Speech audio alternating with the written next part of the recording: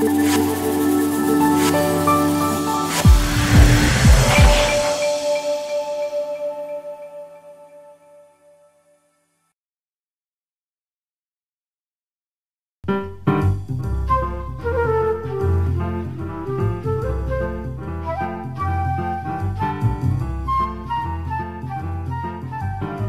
speaker today, Andre Walton. He teaches MBA classes for University of Nevada in Reno on creativity. Also a professor of creativity and entrepreneurship at Newport Business School.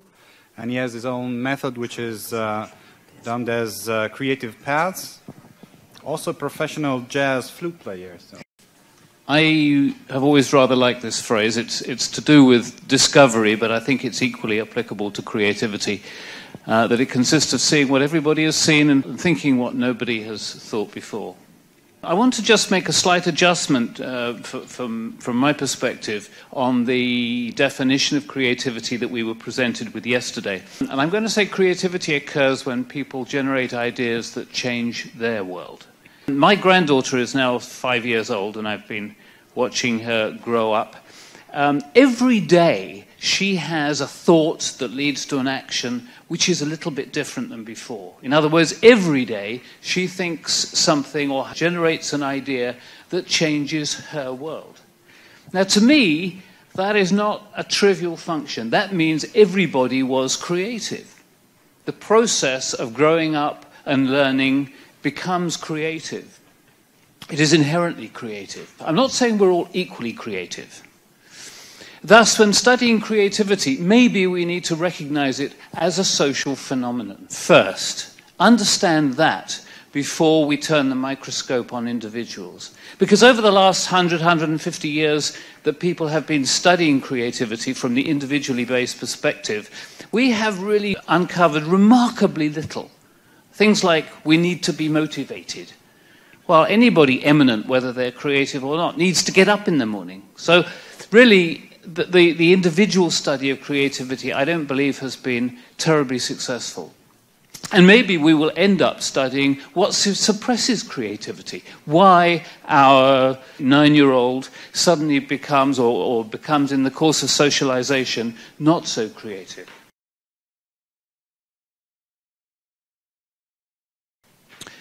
Humans are a mass of contradictions. We spend our lives having certain goals and taking actions that do not appear to be moving in that direction. There is a particular contradiction that I want to focus on right now.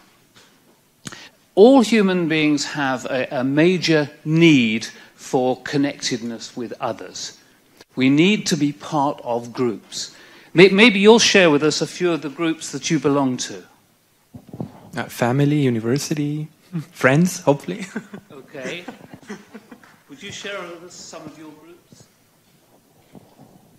Professional colleagues, animals. Right.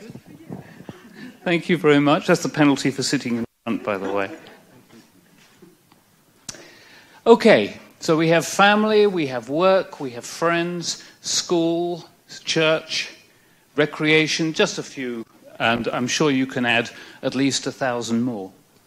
One of the things that happens when people are put in a situation of fear is that they tend to become much closer to their groups. They tend to identify more with their in-groups.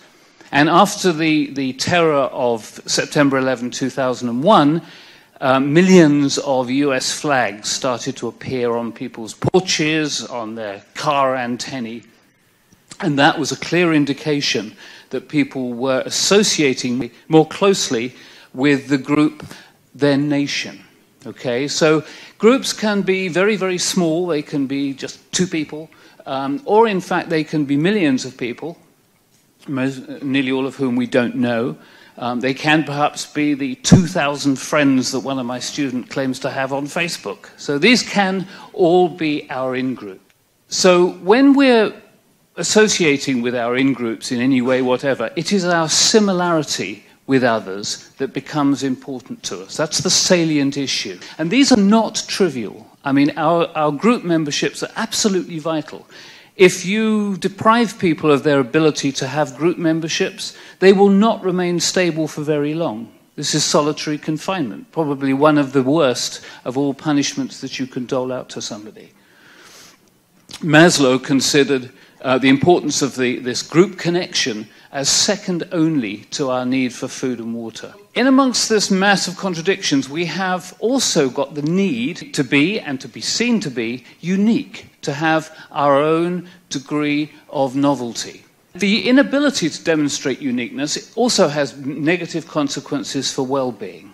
The display of uniqueness is, of course, the display of our creativity. This is the area where creativity comes from. Otto Rank, back in the 1800s, considered that our display of creativity, this display of uniqueness, was also an attempt to gain immortality. But in this particular case, it's not our similarity with others that we're focusing on, it is our difference from others. These are two opposing drives, and they cannot happen simultaneously. We cannot have salient our difference from others and our similarity with others at the same time. I consider this to be one end of a continuum. They may not be quite the same dimension, but for all intents and purposes, I believe that we have the need for group affiliation, our similarity to others at one end, and then we have the need to display our uniqueness. This is the difference from others at the other end. The implications from this are that we have to depart from the comfort of the group in order to maximize our creative potential. Any force that's in the direction of connectedness is the force against the motivation to create. I mentioned the horrors of 9/11 a little bit earlier. There is quite a bit of evidence that overall in the US, creativity actually went down after 9/11. There's clear implications for this theory with regard to the current trend for teams. Team building, as you know, has been the buzzword of the business profession for 20, 30 years. And there is also evidence that creativity in an organizational setting has not been improved by the use of teams. Innovation, yes. Actual generation of novel ideas, not so much. And of course, brainstorming. Brainstorming is inherently, the way it is traditionally performed, a team activity. And the fathers of brainstorming put a lot of effort into trying to discover why a group of people sent off to ideate individually would come up with more unique ideas than when they sat round a table to do it in a brainstorming format. And that research, although people try and find excuses why it wasn't quite right, that has been conducted in the East, in the West, in large groups, in small groups, and it seems to be difficult to disprove. It gives you some idea of perhaps why brainstorming as a group is not terribly effective. So all is not lost. I mean, I'm not team bashing by any stretch of the imagination, and neither am I trying to ditch brainstorming as an extraordinarily useful tool.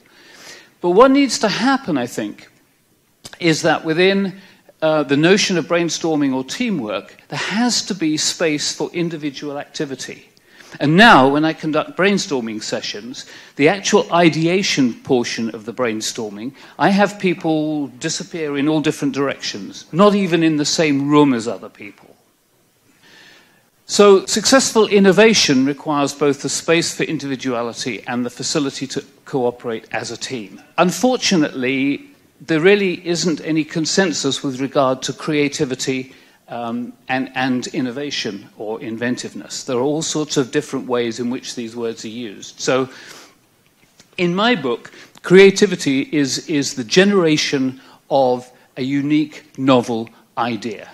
I personally am not even concerned about its usefulness at this point.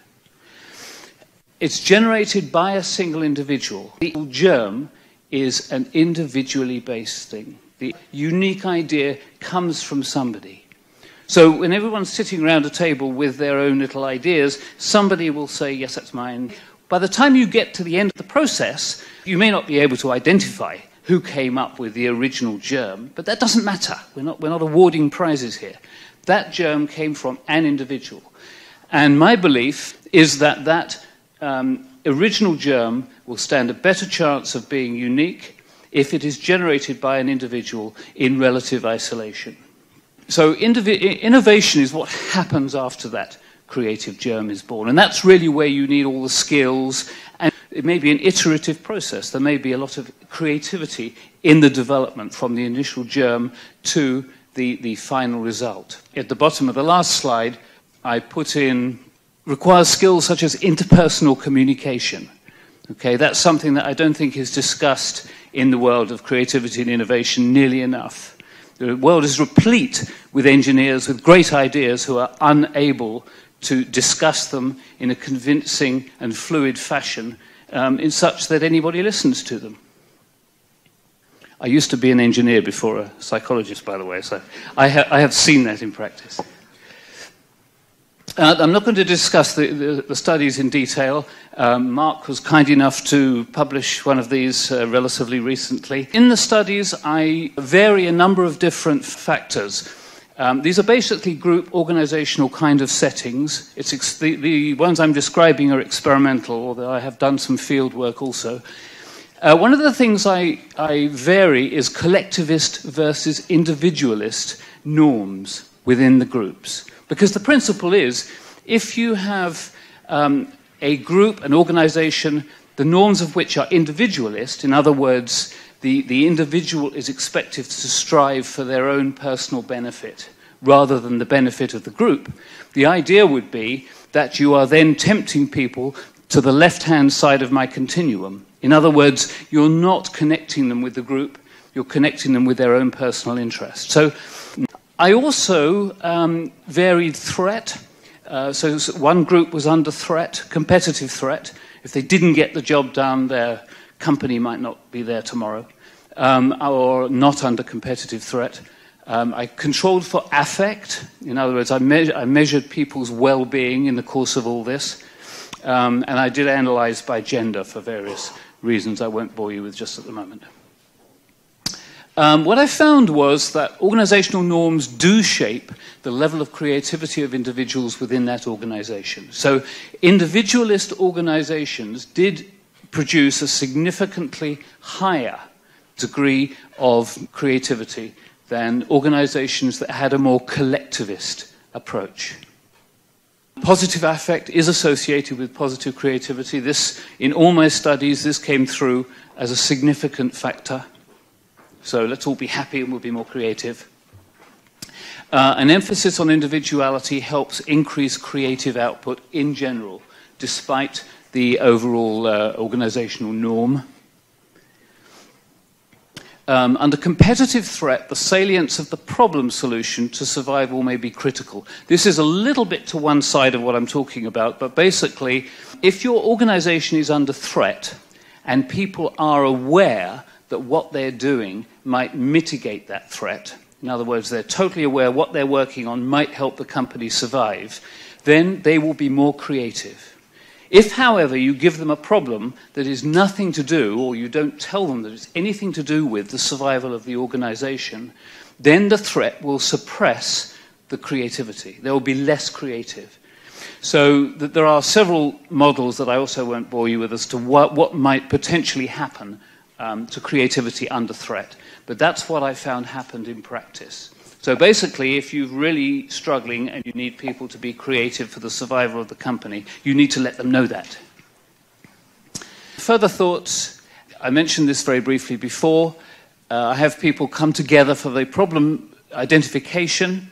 I send people apart for the individual brainstorming. We regroup for idea sharing. And this may be an iterative process. So even when we're using teams, especially for product development, but anyway, we need to leave plenty of room for individual creative contributions. Toyota's very good at that. In loose teams, we need to emphasize group goals. We need to keep focused on the direct and positive contribution of creative products and maintain positive affect. Okay? If you are interested, I've got just published a book which has a lot more information in it.